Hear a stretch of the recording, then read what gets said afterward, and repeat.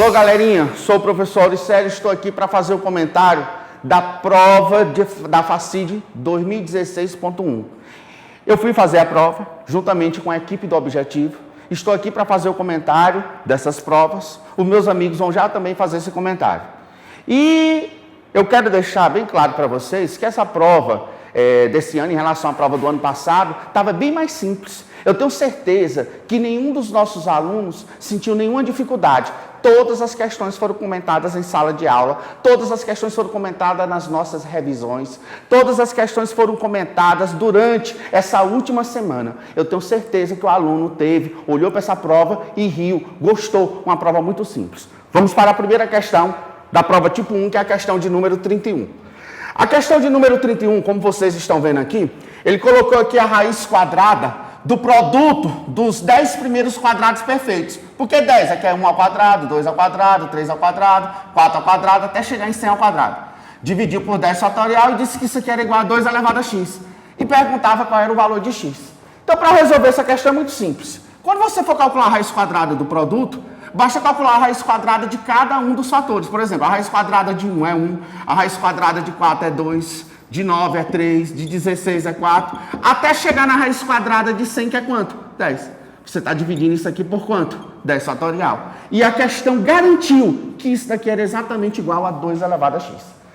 Evidentemente, pessoal, 1 vezes 2 vezes 3 vezes 4 até chegar em 10, só pode ser 10 fatorial. Dividido por 10 fatorial, que é 2 elevado a... Se eu dividir dois valores iguais, não tem outro resultado que eu não posso encontrar, que é o número 1. Pessoal, qual o número que eu tenho que levar? Qualquer número para dar 1? 0, ó. Então, bastava você marcar a alternativa que tinha x igual a 0. Vamos para a próxima questão. Questão 32. A questão 32, ele forneceu uma matriz quadrada de ordem 2.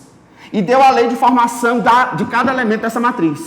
Diz que cada elemento dessa matriz, A e J, era igual ao log de I dividido por J na base 2. Professor, qual é a representação genérica de uma matriz quadrada de ordem 2? Está aqui, pessoal. Todo mundo sabe isso. A1, A12, A21, A22. E isso daqui, professor, vamos botar igual a quê? Eu digo simples. Cada elemento desse é o log de I dividido por J. O I é o primeiro e o J é o segundo. 1 dividido por 1, 1. Então, aqui vai ficar log de 1 na base 2. Aqui, ó, o primeiro dividido por segundo é o I dividido por J. 1 por 2, 1 meio. Então, vai ficar log de 1 meio. Lembrando a vocês que 1 meio é 2 elevado a menos 1. Em que base? 2. Aqui, ó, I dividido por J, 2 por 1, 2. Então, vai ficar log de 2 na base 2. Aqui, o I dividido por J, 2 por 2, 1. Então, aqui vai ficar log de 1 na base 2. Professor, e agora, o que é que eu faço? Pessoal, não temos nenhuma dificuldade de fazer isso. Log de 1 na base 2. É como se eu estivesse perguntando qual o número que eu devo elevar a 2 para dar 1. 0. Log de 2 elevado a menos 1 na base 2. Ou seja, qual o número que eu tenho que elevar a 2 para ser 2 elevado a menos 1? Menos 1. Log de 2 na base 2, 1. Log de 1 na base 2, 0. Professor, o que ele quer? Ele queria só que a gente encontrasse essa matriz? Eu digo, não. Ele quer que eu determine a soma dos elementos da inversa dessa matriz. Professor, então eu tenho que achar a inversa. Isso vai dar muito trabalho. Eu digo, não, vou dar um segredinho para vocês.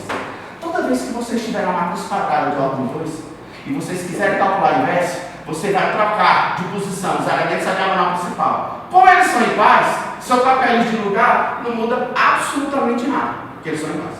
Em seguida, você troca o sinal, os elementos da diagonal secundária. Se eu trocar de sinal, quer dizer que quem é negativo fica positivo, e quem é positivo fica negativo. Aqui fica 1 e menos 1. Professor, isso aqui já é inverso? Não. Tem um detalhezinho de nada. Eu tenho que dividir cada um desses elementos pelo determinante A. Produto da diagonal principal menos o produto da diagonal secundária, que vai dar quanto? 1. Ô, professor, se você dividir cada elemento desse por 1, continua ou não continua sendo elemento? Continua, então não altera absolutamente nada. 0 por 1, 0, 1 por 1, 1. Menos 1 por 1, menos 1. 0 por menos 0 dividido por 1, 0. Acabou. Professor, o que ele quer que a gente faça? Que você determine a soma dos elementos da inversa dessa matriz. Pessoal, se eu somar 0, mais 1, com menos 1, só pode dar quanto? 0. Elementar. Questão muito elementar. A outra questão, a questão 33 dessa prova, ela está dizendo o seguinte. triângulo equilátero de lado 6. Marcou N como ponto médio de AB, N ponto médio de AC, e destacou G, que é o seu baricentro. De novo, o que é G? O baricentro. Ele perguntou qual é a área do triângulo determinado por N e o baricentro. Professor, como é que eu vou proceder para achar essa área? Que, pessoal, é muito simples. Perceba o seguinte, esse segmento que sai daqui do vértice até o ponto médio, essa reta que sai do vértice até o ponto médio, você sabe que ela é chamada de mediana. E o ponto de encontro das medianas chama de quê? Baricentro. E o baricentro divide qualquer mediana na proporção de 2 para 1. Quer dizer que se esse pedacinho aqui é x, esse pedacinho aqui é quanto? 2x. Professor, esse segmento, o que ele é? Pessoal, como é um triângulo equilátero, ele é altura, ele é bissetriz, ele é mediano. Então, nesse caso, professor, se ele é altura, ou seja, 2x mais x, que dá quanto? É 3x, e eu sei que para calcular a altura de um triângulo equilátero é L raiz de 3 sobre 2. O L eu já estou vendo que é 6. 6 por 2, 3 por 3, raiz de 3. Isso significa dizer que o x é exatamente o que, pessoal? Raiz de 3. Note uma coisa. Esse ângulo aqui é 60, é 60. 60, 60. Isso quer dizer que esse triângulo aqui é equilátero. Como esse lado é 3, esse lado é 3, esse lado aqui também é quanto? É 3. Pessoal, pergunto a vocês. Esse segmento aqui, ele funciona como bissetriz. Como é um triângulo equilátero, aqui tudo é 60. Então eu posso dizer para vocês, com toda a tranquilidade do mundo, que esse ângulo aqui é 30 graus. Como esse lado e esse lado são lados paralelos, ambos opostos pelo vértice, aqui também é 30 graus. Professor, mas eu quero achar a área desse triângulo. Como é que eu faço, pessoal? Todo mundo, vocês devem estar lembrados disso. Toda vez que eu tiver um triângulo, conhecer a medida de dois lados e o ângulo compreendido entre eles, a área pode ser dada pelo produto dos lados vezes o seno do ângulo dividido por 2. É a maneira mais rápida e prática de fazer essa questão. Um lado, x, ele é quanto? X, raiz de 3. Então, vou pegar raiz de 3. Vezes o outro lado é quanto? 3. Vezes o seno do ângulo entre eles. Como aqui é 30, aqui também é 30. Ângulos alternos e internos. Vezes o seno de 30. Vou dividir isso aqui por 2, acabou. Como o seno de 30 é o meio, dividir por 2 dá um quarto. Então isso aqui fica 3, raiz de 3 sobre 4, ó. Elementar. Vamos agora para a questão de número 34. A questão 34, ela forneceu dois triângulos retângulos. ABC, retângulo em B, DEC, retângulo em A. A questão garantiu que quando eu pego a área do maior e divido pela área do menor, isso aqui vai dar exatamente quanto? 2. A questão é que eu acho o valor de x, a medida de C. Professor, como é que eu faço isso? Eu digo uma coisa muito simples. Como isso aqui é um triângulo retângulo, esse maior aqui, isso aqui é o que dele? A hipotenusa. Isso quer dizer que eu posso achar essa hipotenusa aplicando o teorema de Pitágoras. Como é que eu faço? Vai ficar raiz quadrada de 4 ao quadrado mais 6 ao quadrado, que é 36. Então aqui vai ficar exatamente raiz quadrada de 52. Professor, eu digo uma coisa. Lembrando a vocês, pessoal, que 52 é 4 vezes 13. Então eu posso dizer que isso aqui é 2 raiz de 3. Professor, por que você fez isso? Por que você achou esse lado? Muito simples. Porque esses dois triângulos, o ABC e o triângulo CDE, eles são triângulos semelhantes. Então eu posso garantir para vocês que a razão entre a medida das suas áreas é igual ao quadrado da razão de dois lados correspondentes quaisquer. Então, como a razão das áreas é 2, posso muito bem pegar a razão dos lados correspondentes. Por exemplo, posso pegar a hipotenusa do maior, que é quanto? 2 raiz de 3, dividir pela hipotenusa do menor, que é quanto? X. Isso aqui elevado ao quadrado é igualzinho à razão das áreas. Resolvendo isso aqui, vai ficar 2 raiz de 3 ao quadrado, fica 4 vezes 3, dividido por x ao quadrado. Então eu cheguei à conclusão, cortando aqui ficou exatamente 2, que x ao quadrado é igual a 2 vezes 3, que é 26. Que x é raiz de 26. Questãozinha também muito elementar. Pode ficar o aluno recordar da propriedade, que a razão das áreas de dois triângulos semelhantes é igual ao quadrado da razão dos dois lados correspondentes. Então vamos lá. A questão de número 35 é aquela questão, pessoal, que fala dos 100 bilhetes da rifa que vão ser sorteados. diz que esses 100 bilhetes, eles são constituídos pelos múltiplos de 7, começando a partir do 7. Então, quer dizer que o primeiro bilhete é 7 vezes 1, que é 7. O segundo bilhete, pessoal, 7 vezes 2, 14. O terceiro bilhete, 7 vezes 3, que é 21. Então, é óbvio que o centésimo bilhete é 7 vezes 100, que é quanto? 700. Isso não tem dificuldade para ninguém. A questão quer saber qual é a probabilidade de eu escolher um múltiplo de 14 que seja maior ou igual a 301. Pronto, é só isso que a questão quer. Professor, como é que eu faço isso? Eu digo, ora, lembre-se, probabilidades sempre são casos favoráveis sobre casos possíveis. Os casos possíveis, na hora que eu for colocar a minha mão nessa urna, tem quantos bilhetes aqui? 100. A própria questão já garantiu que é 100. Agora eu vou colocar aqui os casos favoráveis. Os casos favoráveis são aqueles que são múltiplos de 14 e, ao mesmo tempo, maior ou igual do que quanto? 301. Professor, se eu quisesse saber quantos múltiplos de 14 tem de 7 até 700. Pessoal, é muito simples. Basta pegar 700 e dividir por 14. Quando você divide 700 por 14, dá 50. Isso quer dizer que de 7 a 700, quantos números são múltiplos de 14? 50. Ah, professor, então vou colocar aqui 50. Não. O problema é que esses múltiplos de 14 tem que ser necessariamente maior ou igual do que quanto? 301. Então, o que é que eu vou fazer? Eu vou contar quantos são os múltiplos de 14, de 1 a 301. O que é que eu faço? Basta pegar 301 e dividir por quanto? Por 14. 30 por 14 dá 2. 2 vezes 14, 28 para 32. Abaixa aqui 1. 21 por 14 dá quanto, pessoal? Dá 1. 1 vezes 14, sobrou o resto 6. Sobrou 1 vezes 14... Oh, resto 6 não, desculpa, pessoal, errando. Resto 7. Professor, precisa continuar? Não, só vai atrás da parte inteira da divisão. A parte inteira aqui foi quanto?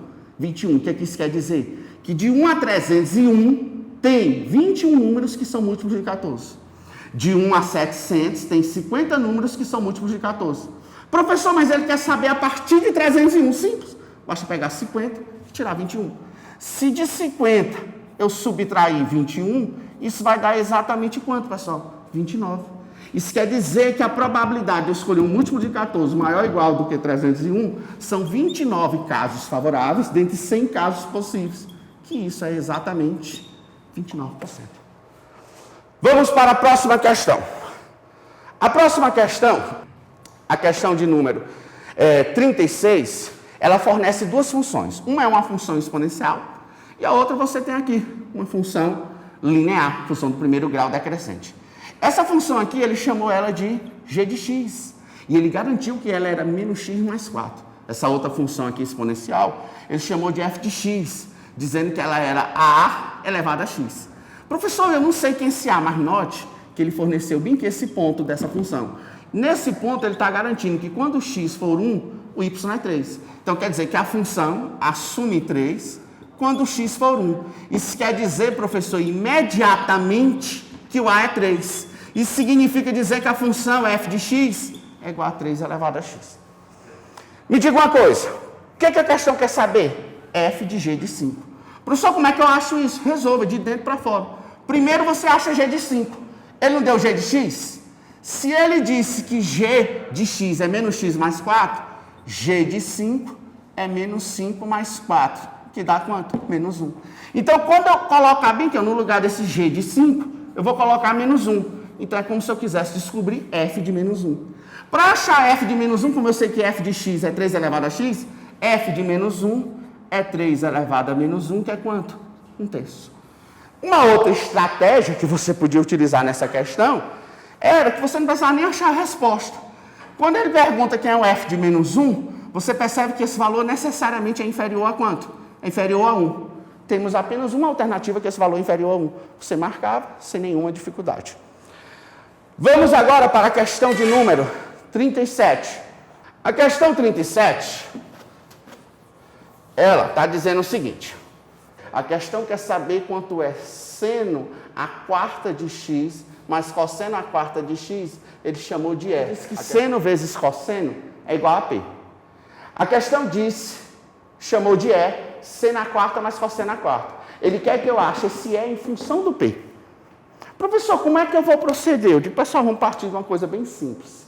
Vocês estão lembrados disso? seno ao quadrado mais cosseno ao quadrado de x, primeira relação fundamental da trigonometria. Todo mundo sabe que isso aí é igual a 1. E o que isso tem a ver com a questão? Muito simples.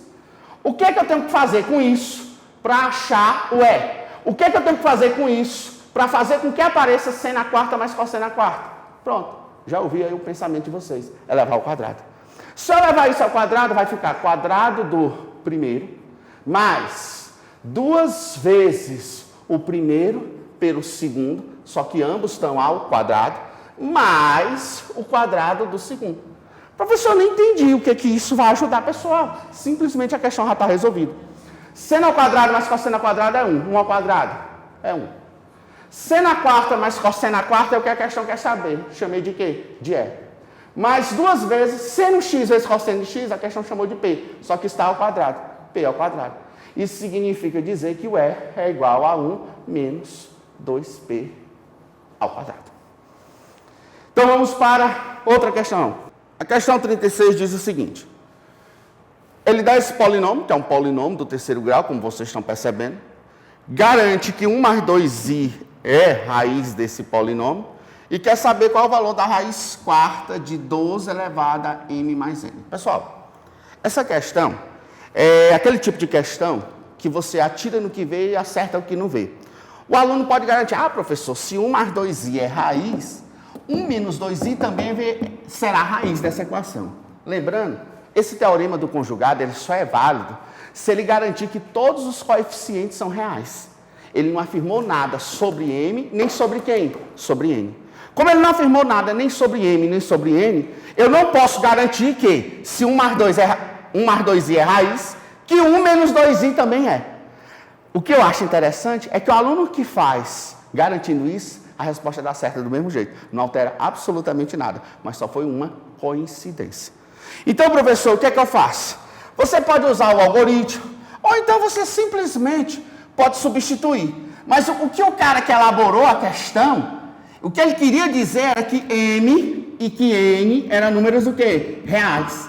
Porque se assim fosse, se 1 mais 2i era raiz, quem também era raiz? 1 menos 2i. Como é um polinômio de que grau?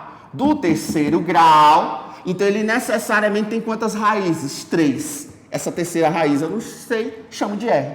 E eu utilizando girá, eu sei que a soma dessas 3 raízes é menos b sobre a. Então se eu somar isso, com isso, vai ficar menos b sobre a. Somando isso, vai ficar exatamente 2. Mais quanto, pessoal? Mais R. Isso aqui vai ser igual a quanto? A menos b sobre a. Vai ficar 3 sobre 1. Cheguei à conclusão que essa raiz que está faltando é 1. Cuidado! Isso eu considerei admitindo que m e n são números o quê? Reais. Então, nessa circunstância, se 1 é raiz, na hora que eu colocar no lugar desse x o número 1, o resultado tem que dar quanto? 0. Substituindo o x por 1, vai ficar 1 menos 3 mais m mais n igual a 0. Cheguei à conclusão que m mais n é igual a 2.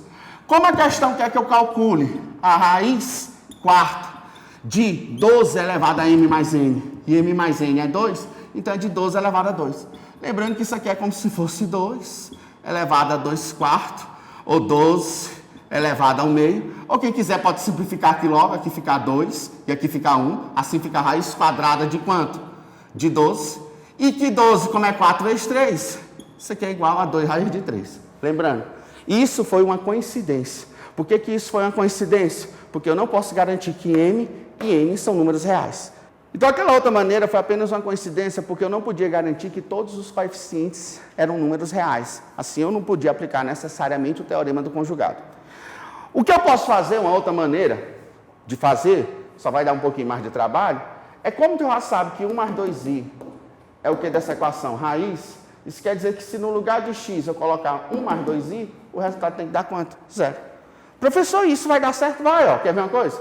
Aqui vai ficar 1 mais 2i ao cubo, menos 3 vezes 1 mais 2i ao quadrado, mais m vezes 1 mais 2i, mais n igual a 0. Então, o que é que eu faço aqui? Posso desenvolver normalmente, cubo do primeiro, mais 3 vezes o quadrado do primeiro pelo segundo, mais 3 vezes o primeiro pelo quadrado do segundo, mais o cubo do segundo. E aqui, ó, desenvolvendo normalmente, eu posso colocar quadrado do primeiro, mais 2 vezes o primeiro pelo segundo, mais quadrado do segundo. Aqui fazendo a distributiva vai ficar m mais 2mi mais n igual a zero. Professor, essa maneira de resolver, ela está correta? Com certeza, porque a única coisa que eu posso garantir, já que 1 mais 2i é raiz, é que se no lugar de x eu colocar 1 mais 2i, tem que dar zero. Já que nada me garante que m e n eram números reais para aplicar o teorema do conjugado. Então, nesse caso, o que é que eu faço? Aqui vai ficar 1 mais 6i, 2i ao quadrado vira exatamente menos 4, aqui fica menos 12. Aqui 2i ao cubo, aqui vai dar exatamente menos 8i. Aqui realizando a distributiva fica menos 3, menos 12i. Como 4i ao quadrado é menos 4, aqui fica exatamente mais quanto? Mais 12. Aqui mais m, mais 2mi, mais n igual a zero. Então, nessas circunstâncias, vamos somar apenas as partes reais. Quando a gente soma as partes reais, somamos as partes reais, aqui fica menos 12 com 12, vai dar exatamente zero. Aqui eu vou somar 1 com menos 3 dá menos 2, menos 2, menos 2, aí vai ficar menos 2, mais m, mais n. Pronto, essa é a parte real. Vou somar agora a parte imaginária. 6i menos 8i menos 2i, com menos 12i menos 14i, então vai ficar menos 14i somado com 2mi. Fica 2m menos 14, tudo multiplicado por i. Isso daqui tem que ser igual a quanto? A zero. Lembrando que zero é a mesma coisa de zero mais 0i. Se esses dois números são iguais, suas partes reais são iguais, suas partes imaginárias são iguais. Só precisamos das partes reais, que menos 2 mais n é igual a zero, que m mais n é igual a 2, ou seja, não alterou absolutamente nada a resposta. Como a questão quer saber quanto é que vale a raiz quarta de 12 elevado a m mais n, e m mais n é 2, vai ficar a raiz quarta de 2 a 2. Simplificando, vai ficar a raiz quadrada de 12. Como 2 é 4 vezes 3, fica 2 raiz de 3. A nossa próxima questão é a questão de número 39. Ela está dizendo o seguinte: ele dá um cubo e uma esfera inscrita no cubo. Ele garante que o volume compreendido entre a esfera e o cubo é 864. Professor, o que ele está querendo dizer? Ele está querendo dizer com isso que se você pegar o volume do cubo e subtrair o volume da esfera, isso daqui é exatamente igual a 864. Nessas circunstâncias, ele pede que a gente determine quanto é que vale a aresta desse cubo. Professor, como é que eu faço? A primeira coisa eu queria que vocês notassem. Como ele está escrito, a aresta do cubo é exatamente o diâmetro dessa esfera. Considerando que o raio da esfera seja R, evidentemente o diâmetro é quanto? 2R. Então, a aresta do cubo é igual a 2R. Professor, para achar o valor desse R, é simples. Basta pegar o volume do cubo. Como é que se calcula o volume do cubo? É a aresta ao cubo, como a aresta é 2R ao cubo, menos o volume da esfera, pessoal. O volume da esfera é 4/3 de π vezes o raio dela ao cubo. Essa diferença a questão garantiu que é igual a 864. Nessa questão, para efeito de cálculo, ele pediu que eu considerasse π igual a 3. Então, nesse caso aqui, ó, substituindo aqui o π por 3, vou até colocar aqui π, ele garantiu que era quanto? 3. Substituindo aqui fica 8, R ao cubo. Como π é 3, cancelei, menos 4R ao cubo. Isso aqui é igual a 864. 8R ao cubo menos 4R ao cubo dá 4R ao cubo, é igual a 864. Isso quer dizer que o raio ao cubo é 864 dividido por 4. Isso daqui vai ser exatamente igual, pessoal, a 8, vamos dividir, 864 por 4, 8 por 4, 2, 6, 4, 8. Aqui posso abaixar já o 60 e o 6. Aí aqui fica exatamente 1 vezes 4, 4, para 6, 2, abaixo 4, aí fica 6 vezes 4, 24, 216. 216. Então, raio ao cubo é igual a... Professor, quem é a raiz cúbica de 216? Você pode fazer assim, ó, 216 é 2 vezes 108. 108 é 2 vezes 54. 54 é 2 vezes 27. Pronto, ótimo. R ao cubo é igual a 8 vezes 27. Raiz cúbica de 8, 2. De 27, 3. O raio é 6. Professor, isso é a resposta da questão? Não. A questão quer saber quanto é que vale essa aresta. A aresta é exatamente igual a 2 R's. 2 vezes 6, 12. Então, quanto é que vale a aresta do cubo? 12. A nossa última questão é a questão de número 40. A questão 40, ele fornece uma circunferência, como vocês estão percebendo, centrada na origem e raio 2, que aqui é x ao quadrado, mas y ao quadrado aqui é o raio ao quadrado, então o raio dela é 2. Ele garante que essa reta aqui é a reta de equação x igual a 1, ou seja, para qualquer valor de y, o x sempre será igual a 1. Ele quer saber essa área aqui, que é a área compreendida entre a reta, a circunferência e o eixo x.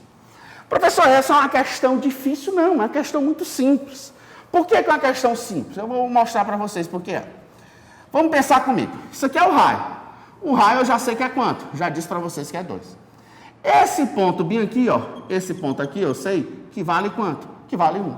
Se eu aplicar, por exemplo, o teorema de Pitágoras, isso aqui vai ser exatamente raiz quadrada de quanto?